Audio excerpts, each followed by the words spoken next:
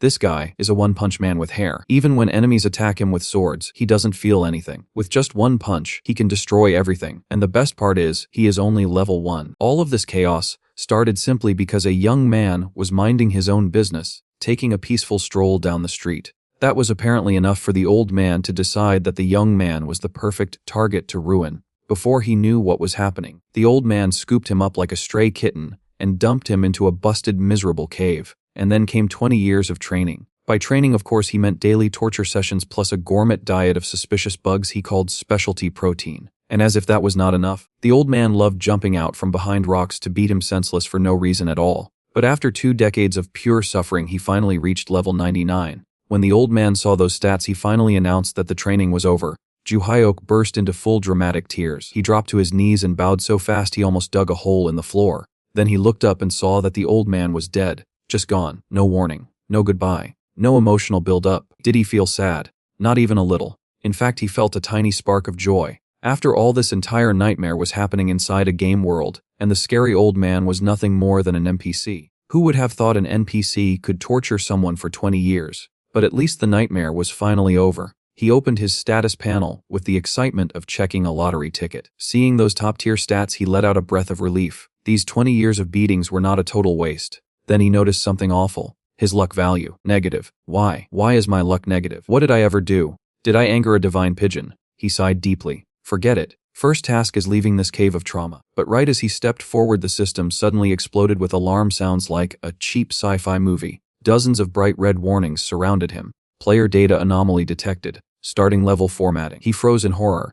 No. Stop. Absolutely not. Before he could do anything, his level plummeted at insane speed. In a second, he was back at level 1. He stood there mentally lying face down on the ground. This is it. My life is over. Just bury me right here. Then a thought struck him. A desperate, hopeful thought. He quickly reopened his status window, and his eyes widened twice their size. His level was reset, but all of his max level attributes were still there. Wait, only the level was reset, and all the overpowered stats stayed. This is absurd. This is beautiful. This is the best glitch in history. A triumphant grin spread across his face. Level 1 body. Level 99 power. The Olympus continent is not ready for this chaos. He dusted himself off, marched to the cave exit, and declared with absolute confidence, an Olympus continent, I Ju-hyuk am finally coming. Olympus was a virtual reality game created by an artificial intelligence named Zeus. Its popularity was not just due to the immersive experience. It was because every item in the game could be brought into the real world, giving players wealth and social status. The fastest way to climb the ranks was simple. One had to grow stronger. Step by step, the scene shifted, and Ju-hyuk had successfully arrived at the novice town. Excited, he could hardly wait to head to the hunting grounds and start leveling up. He set off cheerfully toward the city exit. But just as he reached the city gate, a soldier stopped him. The soldier's expression was serious as he asked what level he was. Ju-hyuk, still confused about the situation, answered honestly, he was level 1. The soldier shook his head. New player, you are heading in the wrong direction. You should leave through another gate. This is the west gate. It is far too dangerous for someone like you. Ju-hyuk glanced outside the city and asked whether this area was off limits. The soldier's patience thinned. It is not that you cannot go out, he said. I am just warning you. The lowest level monsters here are level 5. You would be better off training somewhere safer first. However, before the soldier could finish, Ju-hyuk casually stepped out of the gate. Just 2 steps in, the system suddenly popped up a message. Gardener's anxiety quest activated. Reward 30,000 gold coins. Ju-hyuk thought to himself, so they are this worried about me. Fine, I will show them what I can do. He called out to the guard. Guard uncle, look over here. At that moment, a red rabbit appeared behind him, mouth open in attack. The guard's face tightened, and he asked what Ju-hyuk was looking at. Ju-hyuk smiled and replied, Uncle, do you mean this? With that, he threw a punch, striking the rabbit as it lunged. In an instant, the creature exploded and died. Quite a temper for a little thing, he mocked. Come at me together if you dare. One by one, red rabbits charged at him, and each fell to a single punch. The guard watched, jaw dropped. Is this really a level 1 new player? Then, a higher level wild boar appeared. Just as the guard stepped forward to intervene, Ju-hyuk stopped him and sent the boar flying with another punch. After clearing all the monsters, the guard asked again, astonished, did you say you were only level 1? Ju-hyuk grinned mischievously. Are not guards supposed to be able to see a player's information? The guard looked utterly confused. The level is correct, but this is impossible. Just then, the system chimed. The quest had been completed, and 30,000 gold coins were deposited. After giving the guard a friendly farewell, Juhyok headed toward the advanced hunting grounds. Cheating had never felt so satisfying. It seemed that from now on, things would go smoothly. 3 days later, however, Juhyok unexpectedly ended up with a bounty. The system had marked him as a red name player for being involved in a murder case. Even though he did not resemble the real culprit at all, opening his attribute panel, he tried to figure out what had gone wrong. The only plausible explanation was his extremely low luck value. During this time, various players and even non-player characters attempted to ambush him, but Juhyok detected every approach. He reflexively countered their attacks to survive, left with no choice but to strike back. Every one of his actions ended up recorded by the system. Consequently, his red name status was upgraded to the highest level. He became wanted across the entire continent. Maximum chaotic penalty applied. 100% equipment drop rate on death, 90% reduction in experience gained, 100% decrease in non-player character favorability. From that point onward, players and non-player characters across the continent hunted him relentlessly. They shouted for support, insisting that the murderer Getrok could not be allowed to escape. Juhyok ran desperately, feeling speechless. Who exactly is Getrok? For the following days, he hid deep in the forest, trying to avoid detection. Becoming a hero was clearly impossible now. Perhaps being a villain was the better path. After all, he had maximum level attributes. Being the top villain might not be so bad. Then, something happened that completely overturned Juhyok's worldview. An old man led a group of people kneeling before him, saying that they paid their respects to the absolute ruler of the sky demon. The leader stared at Juhyok. To actually meet a descendant of the absolute ruler, he said, I can die without regrets. Still completely confused, Juhyok watched as another system message appeared. Quest return of the absolute ruler. Difficulty 3-second level. Objective gain recognition from the 12 elders. Juhyok's heart sank. A 3-second level quest required the effort of an entire nation, and now he had to face it alone. A thought struck him suddenly. Could it be that everything from being imprisoned 20 years ago to being hunted now had all been part of a larger quest storyline? Protagonist began to carefully read the quest introduction.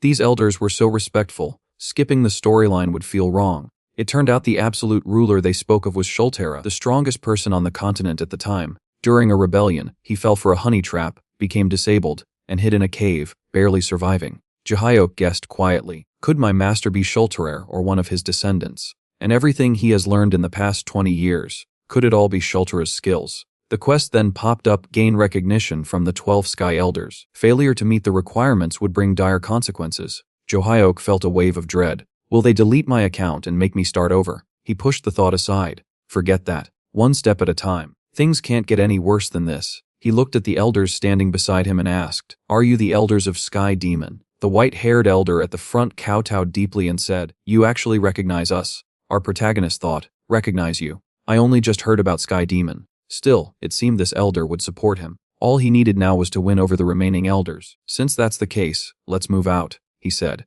The elders nodded solemnly. We've already cleared the small fry nearby. We can depart whenever you are ready. Protagonist led the elders through the forest, gradually reaching level 9. Because of the red name penalty, leveling was painfully slow. If things continued like this, the elders might begin to waver. There was only one way forward. He called Elder Luxo, the white-haired leader. Elder Luxo, there's something you must know. Although I received my master's true teachings, that power was temporarily sealed. But you must trust me. One day, I will lead you all to the peak. The elders were visibly moved by Juhyok's passionate words. They bowed once more, saying, Lord, absolute ruler, long live. 8 hours later, the scene shifted back to the real world. Juhyok frantically drank water after spending so long in the virtual pod. His sister spoke up. Our alliance received a mission to hunt a murderer named Getrok. Protagonist nearly choked. Is she talking about me? He relaxed when she continued. The Getrok she mentioned was a level 40 player who wielded dual guns. Capturing him could earn 3 million in rewards. Still, Juhyok suspected his sister was being shortchanged. In his memory, that bounty should exceed 100 million.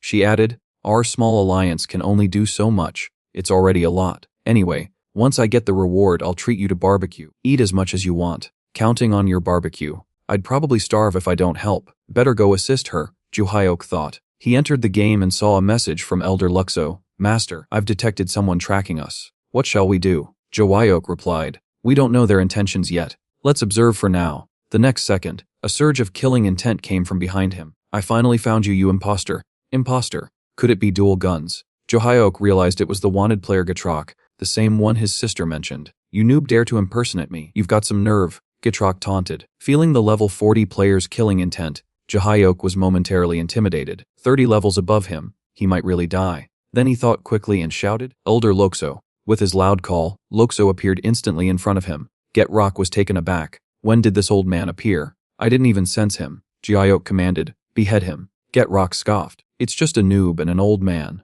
Stop bluffing." Protagonist smiled faintly. "I didn't expect you still had time for idle chatter." Before he could finish, Get Rock's head had already fallen to the ground. Luxo slowly sheathed his sword. Jiayok stood frozen. What just happened? Weren't they saying Get Rock was level 40? How could he fall so fast? I didn't even see Lokso move clearly. Lokso handed Get Rock's head to Protagonist. He broke into a cold sweat, taking it helplessly. "This elder is far too strong." The system then popped up a message, "Completed Get Rock's bounty. Reward 100 million gold coins." This isn't a dream, right? I got rich this easily. Most importantly, Jiayok realized there were 12 people in this world as strong as Elder Luxo. They cut through thorns and branch, clearing every obstacle in the forest for Protagonist, all to complete that legendary quest as quickly as possible. Just like that, before he knew it, Jiayok had reached level 13. For ordinary people, achieving this would take at least 4 or 5 years. With his bodyguard squad, it was practically cheating. Yet now a tricky problem had arisen: how to handle this bounty target. Since he was red-named, no trading post would allow him in. It seemed the only option was to ask his sister, Shia, for help. As soon as Shia came online, Jiayok immediately sent her an invitation, urging her to come to Hunting Forest to meet him. Entering the forest alone for the first time left Shia nervous, but the moment she saw Jiayok, her heart nearly leaped out of her chest. "Bro, what are you doing? You almost scared me to death," she exclaimed. Looking closer, she noticed his body radiated a terrifying aura of death. "Bro, what exactly did you do? Don't tell me you killed NPCs," she said. Jiayok awkwardly scratched his head. "This is really hard to explain. Just take this first." Shia stared in disbelief. "Is this the head of that wanted criminal Get Rock? It's worth 100 million. Are you seriously giving it to me?" Protagonist replied calmly, "Go exchange it quickly. When have I ever lied to you?" Soon, Shia arrived at a nearby town's trading post. The shopkeeper accepted the bounty with a smile. After verifying it, he said, "Congratulations on completing the mission. Here's the 100 million bounty." It was Shia's first time seeing such an enormous sum of money. For a moment, she didn't know what to do, wondering if it could buy every hamburger in the world. Before long, she hurried back to the forest and handed almost all the gold coins to Protagonist. He took them and said, "Weren't we supposed to split it 50-50? Shia replied with a gentle smile, "This is money you worked 2 decades to earn. 1 million in pocket money is more than enough for me." Seeing his sister's thoughtfulness, Protagonist felt genuinely touched. He hadn't expected it. Before he could respond, Shia quickly logged off. Watching her disappear, Jiayok sighed. Having a sister like her was truly a blessing. To ensure a better life for himself and his family, he needed to grow stronger fast. "Elders, it's time for us to take action," he said. An elder appeared immediately. "Yes, master," he replied. But not long after they began moving, someone locked onto them. Everyone looked. A voice called out, "Isn't that the top-level red name guy? Let's take him down together. Our reputation will jump straight to hero level." The moment those words were spoken, 2 warriors clad in heavy armor burst out from the bushes. The noise they made was impossible to miss, and Protagonist noticed them instantly. He calmly said that if they stopped right now, he might consider letting them live. Unfortunately, they had no intention of backing down. Instead, they poured all their strength into a full-powered attack. Jiayok remained completely unscathed. He glanced at them and said that this was not supposed to hurt, and asked if they were tickling him. The warriors froze in disbelief. In their minds, they could only think that he had actually knocked them back. Before they could process it, several more people joined in and launched coordinated attacks. Even so, Protagonist simply stood in place, quietly enduring everything they threw at him. Attacks of this level likely could not even scratch his defenses. After letting them exhaust themselves, he finally spoke again and said that they were already done, and that it was now his turn. Although he had not learned any skills yet, his basic attacks were backed by maxed attributes. Whether they could endure such power was another matter. As his fist connected with one of them, the result was immediate. That person was sent straight to the respawn point before he even realized what had happened. Seeing this, the fallen player's teammate rushed forward in fury, clearly trying to avenge his companion. Jiayok responded with another calm and effortless punch, knocking him aside just as easily. Judging from their gear, they were clearly tank-type players, yet they fell as if they were made of paper. The remaining members of the squad were left staring in shock. Their ranger leader quickly shouted an order to retreat. However, Jiayok closed the distance in a single step and asked if they really thought they could run, after provoking him first. The cowardly ranger was drenched in sweat and trembling in fear. What Protagonist had just used was teleportation, a rare exclusive ability only available to mages above level 60+. In their panic, the squad was wiped out with ease. Thanks to this battle, Jahyok's level rose to 16. At that moment, Elder Luxo, who had been secretly watching over him, finally revealed himself. With a serious expression, he said that there was something he needed to show him and asked if Jahyok was willing to come along. Protagonist had never seen Luxo look this grave before. Something was clearly wrong. After enduring an entire month of travel through mountains and rivers, Jahyok's group finally reached a ruined and desolate village. I could not help but say that we had practically starved for a month just to get there. As we spoke, the villagers noticed our arrival. Everyone look, the Lord Absolute Ruler has arrived. At the same time, a system notification appeared. Side quest triggered. Rebuild the small village. I was already thin and weak from hunger. How was I supposed to help rebuild anything in this condition? At that moment, an elderly man stepped forward and said that the Lord Absolute Ruler had finally come and that he would explain everything. This village, it turned out, had been founded by the previous generation's Absolute Ruler and was also the birthplace of the Sky Demon's 12 elders. Unfortunately, the land itself was barren and impossible to cultivate. The elders had spent years traveling in search of the Absolute Ruler's descendant, leaving the villagers behind to suffer in poverty, often unable to eat their fill. After listening, Protagonist asked if they had endured all of this just to wait for him. The village elder nodded firmly and said that they had always believed the descendant of the Absolute Ruler would one day return and restore their former glory. A heavy sense of responsibility settled on Jahyok's shoulders. It was clear that feeding the villagers had to come before anything else. He immediately turned to Luxo and asked him to be honest. If they left this place as it was, how long could it survive? Luxo answered without hesitation and said no more than half a month. Jahyok then climbed a small hill and addressed everyone. He said that he knew how much they had suffered from hunger and that he also knew they had placed all their hopes on him. In the past, he had been focused on training and failed to take care of them. From now on, he would give everything he had. He told them to give him half a month and promised that he would resolve all of their problems. When his speech ended, the system displayed another notification. Sky Demon NPC favorability increased. Loyalty increased. Protagonist then told Luxo to come with him and instructed the other elders to remain behind. They would head out, hunt monsters, and gather every bit of usable loot. With Elder Luxo's assistance, completing this quest no longer seemed impossible. Just like that, half a month quietly slipped by. When Elder Luxo reviewed the battle results laid out before him, he let out a relieved breath and said, "Master, you actually managed to do it within half a month." Protagonist smiled after hearing this. Naturally, this was exactly what he had promised. The only issue was the lack of time, which limited how much he could obtain. Otherwise, the supplies packed in the sacks alone would have been enough to completely refurbish the entire village. Even so, none of this would have been possible without his sister Shia's assistance. She was the one who traded the spoils of war for food and essential supplies. Still, spending nearly 10 million just to set up 3 teleportation points was truly painful. The scene then shifted to another area of the village. Elder Erda sat in a foul mood. The village had fallen into such ruin, yet the Absolute Ruler had never shown any concern. Now he suddenly appeared and played the role of a savior. If he dares to fool us, I will rip him apart myself. Just then, a disturbance broke out. News spread that the Absolute Ruler had returned with a massive amount of supplies. Hearing this, Elder Erda quickly lifted the door curtain. The sight before him left him completely stunned. Canned food stacked higher than a person filled the entire room to the brim. Jahyok smiled faintly and said, "This is the food I prepared for everyone. From now on, no one will have to worry about going hungry." Erda was deeply shaken. How could he have gathered so much food in such a short amount of time? Villagers nearby rushed over as well, their eyes glistening with tears of gratitude. In the next moment, cheers erupted. Long live the Absolute Ruler. The Absolute Ruler is all-powerful. Watching this scene, Jahyok felt genuinely pleased. He immediately instructed the village chief to work together with Elder Lu to distribute the food to everyone. With the problems of food and clothing finally resolved, Jahyok decided to return to his room to rest for a while. At that moment, a voice sounded from outside. "Master, may I enter?" The person who came in was none other than the 12th Elder Erda. He walked in slowly, his eyes brimming with tears. Suddenly, he dropped to his knees and said, "Please forgive me. I harbored malicious thoughts toward you just moments ago. You are clearly our leader, yet I still doubted you. I truly deserve to die." At the same time, a system notification appeared. "Congratulations on obtaining Elder Erda's recognition." Protagonist was taken aback. He had not expected Erda's recognition to come so easily. Not bad. That meant he had gained another capable assistant. Erda specialized in invisibility, so Jahyok planned to head to that location first to test his attributes, bringing Erda along this time. When Elder Luxo learned of this, he looked like a neglected concubine, filled with regret. However, once they entered the forest, Juayok unexpectedly ran into a troublesome opponent, a massive black bear. The creature was enormous. Could it be the legendary giant bear standing beside him? Erda immediately took a combat stance and said, "Do you want me to deal with it?" This giant bear is a level 40 outdoor boss and is usually challenged by full squads. Before Erda could finish explaining, Juayok clenched his fist and rushed forward. His punch landed squarely on the monster's head. In the very next instant, the giant bear boss collapsed and died on the spot. Elder Erda, standing nearby, immediately praised him. As expected of Master, that punch was incredible. At that moment, Juayok finally reached level 20. Turning to Aiza, he said that he planned to head to the dungeon, the Amantium dungeon. This was an entry-level dungeon located close to the novice city. Since the difficulty was fairly moderate, many alliances brought their students here to train. Given that even an outdoor giant bear had been taken down with a single punch, this dungeon would likely pose no real challenge. Several days later, Juayok and Elder Erda successfully arrived at the dungeon's entrance. Juayok said calmly, "Let's go in. While you follow me, stay in invisibility mode." Just as Juayok stepped into the dungeon instance, he encountered a group of academy students. After seeing Juayok, they panicked because he still carried the red name marker. At this time, their instructor immediately became serious upon seeing this. It's actually a red name player. He wore magnificent heavy armor and slowly walked toward Juayok, saying, "What are your intentions coming to this place as someone like you?" After hearing this, Juayok said with a mocking expression, "Who are you? Why so aggressive?" The instructor said arrogantly, "I'm an instructor of the Sacred Alliance. If you leave now, I'll spare your life." Then that instructor activated some kind of detection skill. The next second, his side displayed Juayok's information. "Arthur, level 19, no skills or items." He said even more arrogantly, "You're one of those red name players who specifically target students." Juayok was stunned after hearing this and said, "I'm just here to clear the dungeon. Let's just not interfere with each other." But the instructor gathered all the students behind him and said, "Everyone, don't be afraid." I won't believe his sweet words. Juayok felt speechless. It seems today he must test the Sacred Alliance's strength. Juayok said, "So we can't reach an agreement." He smiled. "What do you think I have to discuss with scum?" Then he drew his sword, assumed a battle stance, and said, "Don't bully students. I'm your opponent. When did I say I would attack students? I just want to clear the dungeon." Who knew that as soon as he finished speaking, the instructor thrust his sword at Juayok. Seeing this fierce attack, Juayok said, "If you take one more step forward, don't blame me for being rude." But the instructor had no intention of stopping. The sword struck toward Juayok's vital point. But the next instant, he found something was wrong. How is this possible? What did he do? The sword stopped precisely 1 inch in front of Juayok's abdomen, unable to advance. Juayok looked at him with wide eyes and said, "Is this the end? Now it's my turn." The instructor was shocked. Damn it, this kid is not a noob. So he immediately retreated to a safe distance, even requesting support from the Alliance. But Juayok couldn't possibly let him go. He chased with a punch, saying, "I just told you not to provoke me. Although I have no skills, I can use ordinary attacks." Then he punched the instructor's sword. A terrifying energy rushed toward the instructor. The next second, everyone present was swept into chaos by that violent energy. When the dust settled, Juayok slowly walked out from within. The instructor's figure was nowhere to be seen in the arena. Juayok walked slowly toward the group of students and asked coldly, "Does anyone else want to fight me?" The students shook their heads frantically, terrified of being targeted by this demon. Since that was the case, Juayok immediately left the place. After all, his goal this time was to clear the dungeon. However, this red name status was really troublesome. He had to find a way to remove it later. After exploring the dungeon for a while, Juayok found his target for this trip. It was the defensive fortress located at the center of the dungeon. Juayok remembered he had to destroy it first before reaching the dungeon's final stage. Looking at these skeleton soldiers, Juayok thought to himself, "Since I can't get equipment drops from killing monsters due to my red name, I might as well be direct." With that, Juayok vanished from his spot with a flash step. Thus, Juayok simply ignored the piles of skeletons and charged straight toward the fortress itself. A wall of this level should only take about 10 punches to destroy. The next instant, Juayok's fist hammered down on the fortress wall like an iron hammer. As a result, cracks spread out in all directions like a spider web. "Huh, what's going on? I broke through with just one punch," he said. "Am I the legendary one-punch man? Whatever. Let me just clear this first." Watching Juayok's figure gradually fade into the distance, the skeleton soldiers behind him shed tears of sorrow. Sometime later, the support squad from the Instructors Alliance also arrived at the location. Everyone was shocked at the scene before them. Isn't he only level 19? How did he break through the fortress so quickly? And he didn't even touch the skeleton soldiers. How on earth did he do it? Just then, a system message arrived. The Amantium dungeon has been been cleared. The squad members all cried out in shock upon hearing this. He cleared the final room so quickly. Meanwhile, in the final room, Protagonist was inspecting the clear crystal before him. After a pause, he muttered, "Let's see how tough this last crystal really is. Surely, it can't be destroyed with a single punch." Right then he swung his fist at it. In the next instant, a deafening boom echoed as the crystal shattered into countless fragments. Seeing this, Juhyok broke out in a cold sweat and muttered to himself, "Is there anything here that can actually survive my punch?" After clearing the dungeon, Juhyok used his upgrade points to reach level 20. Just as he was about to leave, the instructor support squad suddenly appeared, blocking his path. Juhyok remarked, "Wow, there are 7 of you now. That's more than I expected. Who would have guessed this moment?" One of them shouted, "Listen carefully, expert traveling with the red name player. We know exactly what you're after, but if there's a chance for peaceful negotiation, we're open to it as well." Juhyok was momentarily confused and thought, "Others are here with me, but I can't see them." It seemed they had underestimated his strength and assumed he must have a powerful backer. The person in front continued, "We don't want pointless combat. You can leave this time." Juhyok looked around. Indeed, a fight here would certainly endanger the students behind them. He said, "In that case, I'll go. I never intended to fight anyway." Though he secretly wanted a sparring match, his main priority was reaching the next dungeon. Watching Juhyok walk away, the squad members started discussing among themselves. Instructor said, "Thanks to him, we avoided a disaster. Judging by his strength, he could probably take all of us down easily." Zergal added, "Indeed, I think there's a strong chance he's the legendary Rupendel." Rupendel is a legendary boss-level red name player, infamous for wandering around killing people for fun while farming their items. That guy is truly a nightmare for this continent. Meanwhile, Protagonist rushed back to the village immediately after leaving the dungeon. Next, he said he need to head to an area swarming with monsters. "Any elders with area of effect spells, come with me." Hearing this, everyone fell silent. Once again, it seemed they wouldn't be joining their master on an adventure. However, when it came to area of effect spells, this elder might be the strongest currently available. A purple-haired elder stepped forward and said, "Master, I will accompany you on this journey." Juhyok nodded in satisfaction. Seems like all the elders of Sky Demon are quite capable. A short while later, Juhyok brought the 6th elder to the dark wilderness. To his surprise, multiple squads were already stationed there, waiting for monsters to spawn. Turning to the elder, Juhyok said, "Elder Zeta, I'll be counting on you soon." Zeta's face lit up with excitement. "I obey your command, master." This elder seemed slightly twisted. Noticing the suspicious stares from the nearby squads, he added an extra command to Zeta. "If anyone here dares to interfere, eliminate them all." Before he finished speaking, a squad was already preparing to attack. Smiling slightly, Protagonist said, "Zeta, show them your skills." Elder Zeta displayed a chilling smile. "Don't worry, master. I won't disappoint you." Then Zeta began casting his summoning spell. Dark purple thunderclouds rolled across the sky as a massive magical beast slowly emerged. It gazed down at the crowd below and declared, "Those who block my master shall be killed without mercy." Controlled by Zeta, the beast began harvesting lives from the surrounding crowd with terrifying precision. Watching the scene, Juhyok's blood boiled with excitement. This was beyond exhilarating. At that moment, the system notified that player Arthur's murder sins had escalated, upgrading him to Slaughter Saint level red name. Juhyok could only stare in disbelief. "It's not even me doing the killing," he muttered. Red name players who kept slaughtering others would continuously raise their danger level. Once their infamy reached a certain threshold,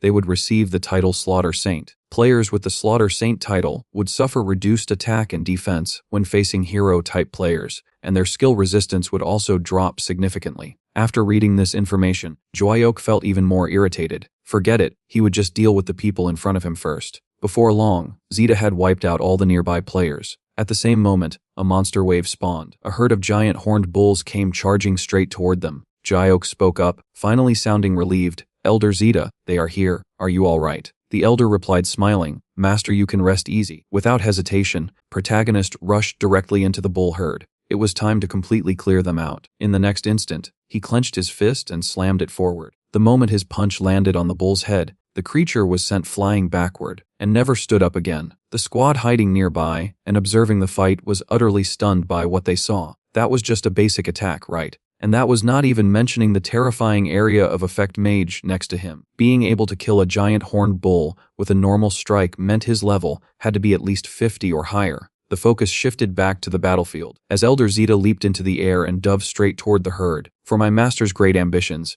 you will all die here first." Zeta then unleashed a series of dazzling ultimate skills. Thick bolts of lightning rained down in rapid succession, instantly wiping out the entire bull herd. Witnessing this scene, Protagonist was completely dumbfounded. Isn't this way too broken? After the fight ended, Protagonist leveled up once again. The next step was gathering the dropped loot. This time, the hall was unexpectedly rich with rewards. However, just as Juhyok was about to leave, the system issued a warning that a boss-level monster had appeared behind him. The squad watching from the sidelines exclaimed in shock, "His luck is unbelievably bad." In the next moment, even more terrifying existence emerged, a mutated black giant horned bull demon king. Seeing it, Juhyok said calmly, he would take care of this one. Zeta should continue collecting the loot. Just as Juhyok prepared to charge forward, Zeta suddenly reported an abnormal situation. He had sensed a group of extremely powerful individuals approaching their location. Hearing this, Juhyok sighed helplessly. His boss-level gem had vanished just like that. Still, if there were enemies even the Elder was cautious about, retreating was the smarter choice.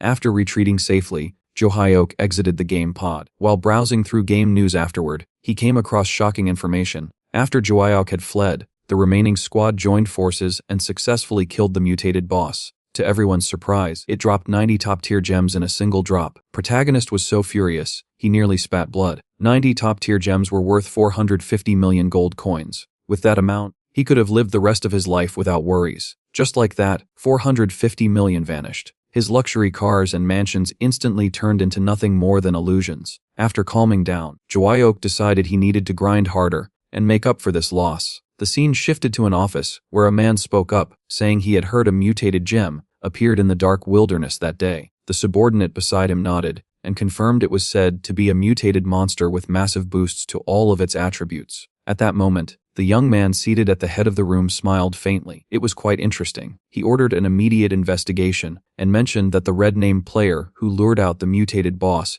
had been repeatedly provoking their alliance. The following day, when Protagonist logged back into the game, he discovered that he had become the target of a public quest issued to everyone. Even the elders were completely shocked when they learned the news. They advised him that since he had already become the public enemy of the entire continent, it would be better for him to keep a low profile and stop wandering around freely. However, Juhyok replied that it was exactly because of this situation that he needed to quickly grow stronger so he could protect everyone. After hearing his words, the three Sky Demon Elders were deeply moved and could not hold back their tears. They never imagined that their lord would be so considerate toward them. Protagonist also understood that he could no longer take the elders with him, so he arranged for them to stay behind in the village. Unable to control their emotions, the elders tearfully waved goodbye as Juhyok left. As he departed, Juhyok thought that it was fortunate he had already won over 8 elders. Otherwise, he would not have felt at ease leaving the village in their care. With that, Protagonist began his leveling journey and slaughtered every wild beast he encountered along the way. Since equipment would not drop anyway, he treated each battle as practice. Unexpectedly, the system suddenly notified him that he had obtained a new skill, Weirdly Strong Fist, that reduces attack strength. Protagonist became excited and said that it was a skill that weakened his own attacks. At last, he would no longer kill monsters with a single punch. From now on, he only needed to purchase an attack-type pet, so that the pet could land the final blow and obtain equipment and items. Just as he was eager to return to the village to choose a battle pet, a voice suddenly came from behind him. "Finally found you." Juhyok was startled when he heard it, and wondered why the scene felt so familiar. The newcomer said that Juhyok was the one who caused him to bear countless ridiculous accusations. Because of that mess, he could not even hunt properly anymore, and demanded to know how Juhyok planned to resolve it. Protagonist turned to face the man and calmly asked who he was. The man stared at him in disbelief and questioned whether Juhyok had any conscience at all. Still confused, Juhyok replied that he truly did not know him. In the next moment, the man became completely enraged and shouted that he was Rupendel, the one whose identity Juhyok had been impersonating all this time. Protagonist responded that he had heard the name Rupendel from the people he had killed, but questioned when he had ever impersonated him. He even added that pretending to be a blue-haired hipster like him would be humiliating. Rupendel coldly stated that as long as Juhyok knelt down and admitted defeat, he would spare his life. Hearing this, Juhyok felt speechless and thought that Rupendel's logic was truly novel. Deciding that there was no point in continuing the conversation, he chose to fight instead. Without hesitation, Rupendel launched his attack and declared that if Juhyok wanted to die, he would grant that wish. Juhyok did not react at all. Rupendel unleashed his ultimate move, Dynamic Light Wave, yet when the attack landed, Juhyok's health bar dropped by only 3%. Protagonist mockingly asked whether that was supposed to be a scratch and warned that Rupendel should not die from a single punch. when it was his turn, activating skill Weirdly Strong Fist that reduces attack strength by 90%. Rupendel immediately sensed danger. This was the same skill that had eliminated an alliance member with one punch. In the blink of an eye, Johyok appeared directly in front of him and warned him not to die yet. Unexpectedly, however, the punch was avoided by an item Rupendel activated. Johyok was taken aback since this was the first time anyone had ever dodged his attack. Rupendel quickly retreated to a safe distance and felt relieved that his equipment and items were abundant. He reasoned that Johyok could not continuously use such powerful attacks because every skill had a cooldown, and he declared that this was now his opportunity. He immediately charged forward again. With a loud bang, Johyok's fist smashed squarely into Rupendel's arrogant face. The explosive force sent Rupendel flying backward, and a flood of system notifications appeared, showing that his equipment had been damaged. Cursing angrily, Rupendel realized that a single punch had destroyed all of his defensive items. He accused Johyok of being devious, pretending to faint with the first strike, and then activating the skill on the second. At the same time, Johyok's expression darkened as he wondered how many defensive items Rupendel actually possessed. Refusing to give up, Rupendel charged once more and activated his supposedly never-failing ultimate technique, Soul Reaping Snare. He taunted Johyok by saying that his skill should already be on cooldown. Protagonist was startled because his skill truly could not be used again. However, since it had only reduced his attack power, he decided to release his full strength instead. Active skill deactivated. Damage output restored to 100%.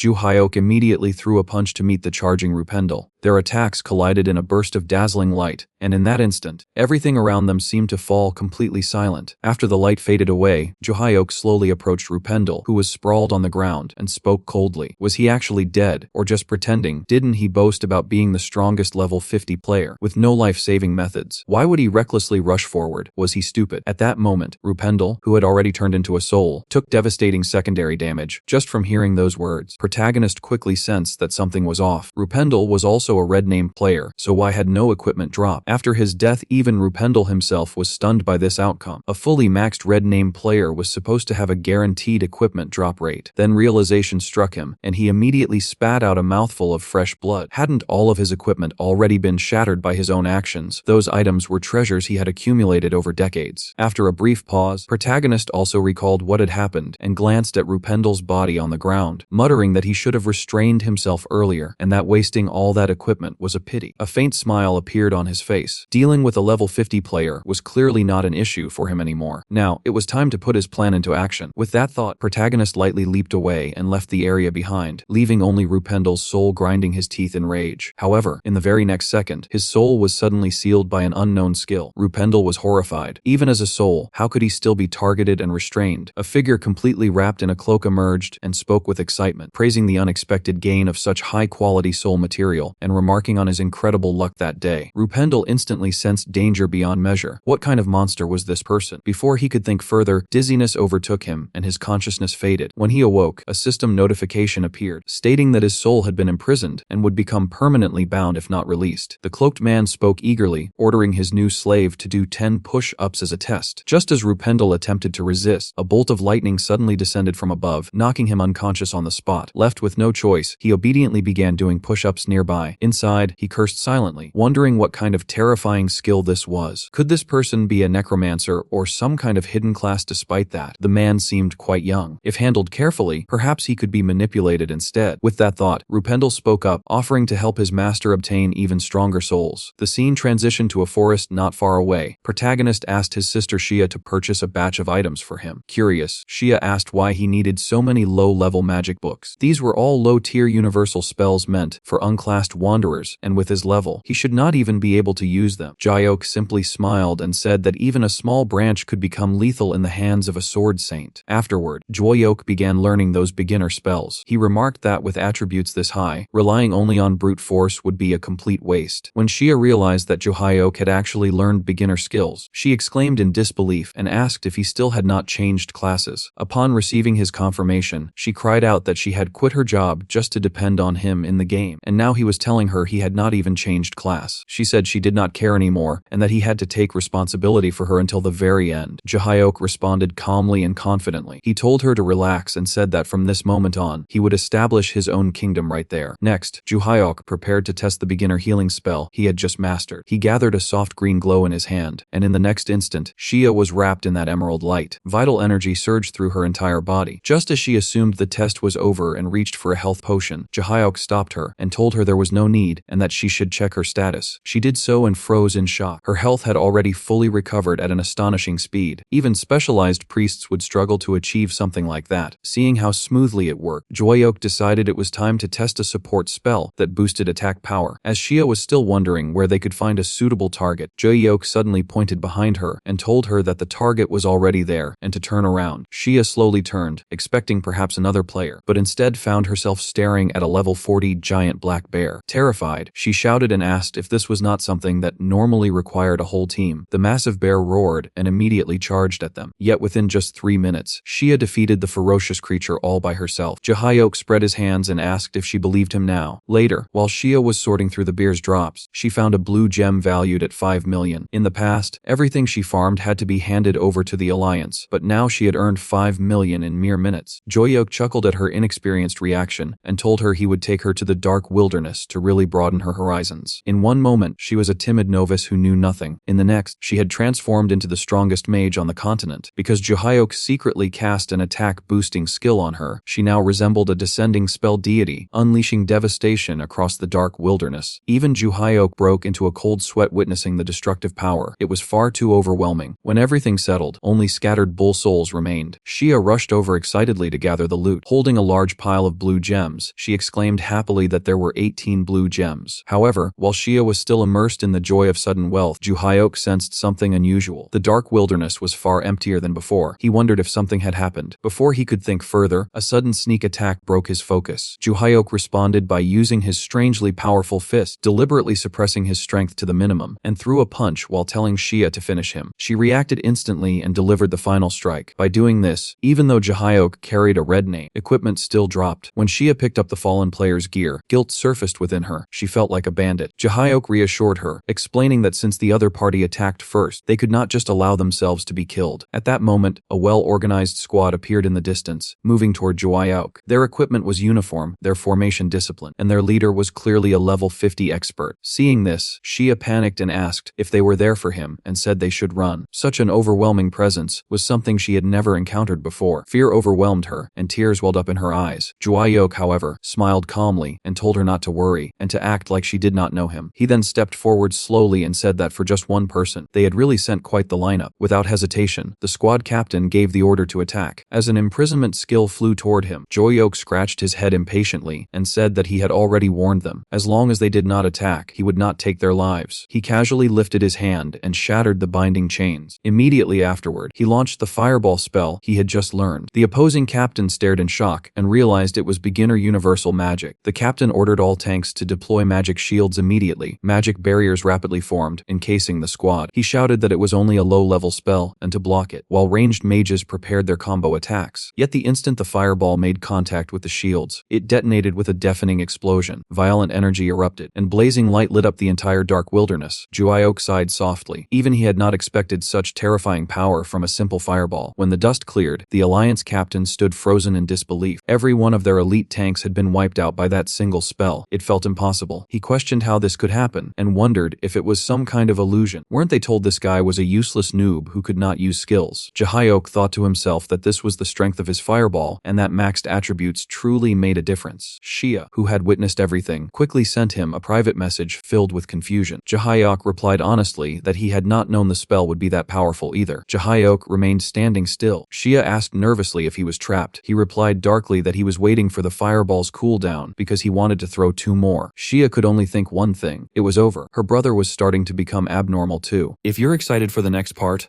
leave a comment and I'll do my best to bring it to you as soon as possible.